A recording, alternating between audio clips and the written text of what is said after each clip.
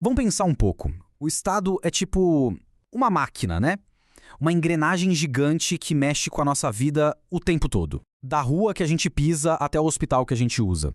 Mas o que impede essa máquina de simplesmente sair do controle? A resposta está no manual de instruções dela, o direito administrativo. Olha só nosso roteiro para essa análise.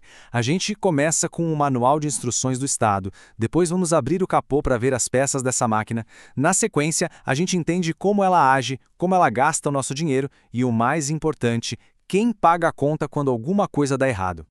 Então, vamos começar pelo começo, pela regra número 1. O princípio que comanda absolutamente tudo que o poder público pode ou não pode fazer. Essa é a grande questão que o direito administrativo busca responder. Porque, diferente de qualquer um de nós, o Estado não tem liberdade total.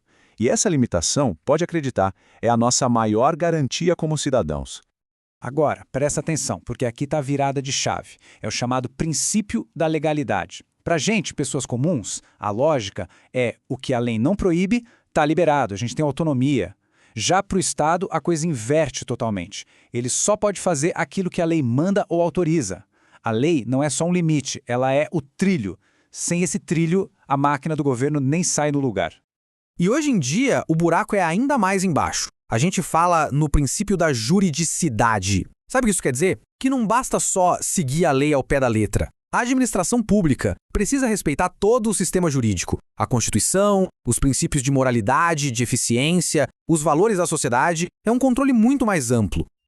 Ok, entendida a regra principal, vamos então levantar o capô dessa máquina e dar uma espiada em como ela se organiza por dentro. O governo se divide basicamente em duas grandes partes. De um lado, a administração direta, que é o cérebro, o comando central.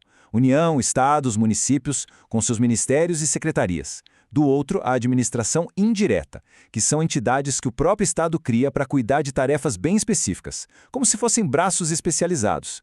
Elas têm CNPJ, patrimônio próprio, tudo para agir com mais agilidade. É o que a gente chama de descentralização. E a gente conhece muito bem essas entidades, viu? O INSS, que cuida da nossa aposentadoria, é uma autarquia. O IBAMA, que fiscaliza o meio ambiente, também. Os Correios já são uma empresa pública. E as agências, como a Anatel, que bota ordem na telefonia, são um tipo especial de autarquia. Cada uma com a sua missão. Certo. E como essa máquina toda age no mundo real? A principal ferramenta que ela usa são os chamados atos administrativos.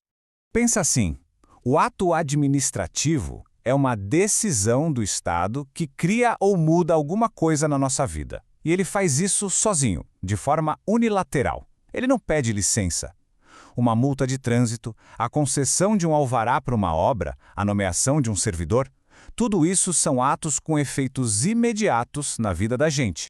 E para que esses atos funcionem de verdade, eles vêm com os, digamos, superpoderes. Primeiro, a presunção de legitimidade. A gente parte do princípio que o ato é válido até que alguém prove que não é. Segundo, a imperatividade. Ele vale para todo mundo, é obrigatório. E terceiro, que talvez seja o mais forte, a autoexecutoriedade. A administração pode fazer valer sua decisão na prática, como interditar um prédio sem precisar pedir autorização para um juiz antes. É o que dá agilidade para a máquina.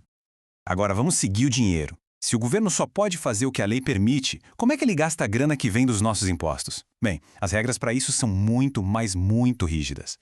A palavra-chave aqui é licitação. Antes de construir uma estrada, comprar computadores para uma escola ou contratar um serviço, a regra é clara. Tem que fazer uma competição pública. O objetivo é duplo: garantir que todo mundo possa participar e, claro, escolher a proposta que for melhor para o bolso de todo mundo, ou seja, por interesse público. Mas, como em tudo na vida, existem exceções. A própria lei sabe que nem sempre dá para competir. A licitação se torna inexigível quando não tem como haver competição, como para contratar um artista famoso que é único. E ela pode ser dispensada em alguns casos que a lei prevê, tipo em compras de valor mais baixo, para não engessar a máquina. O ponto central é: toda exceção tem que estar escrita na lei. E o processo todo tem um passo a passo bem definido.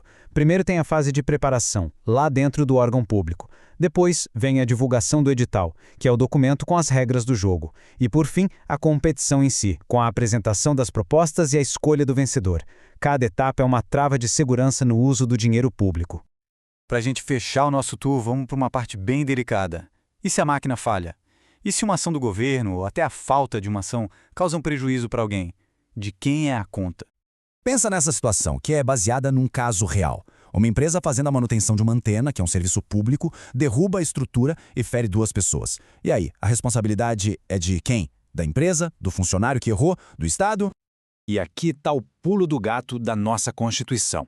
Para o cidadão que sofreu o dano, a responsabilidade do Estado é objetiva. Isso quer dizer que basta provar o prejuízo e o que o causou. Não precisa ficar caçando de quem foi a culpa.